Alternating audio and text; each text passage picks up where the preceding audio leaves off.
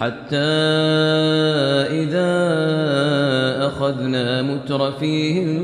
بالعذاب إذا هم يجأرون لا تجأروا اليوم إنكم منا لا تنصرون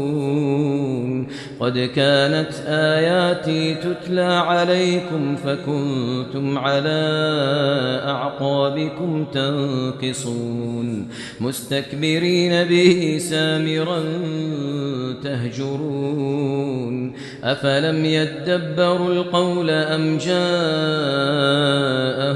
ما لم يأت آباءهم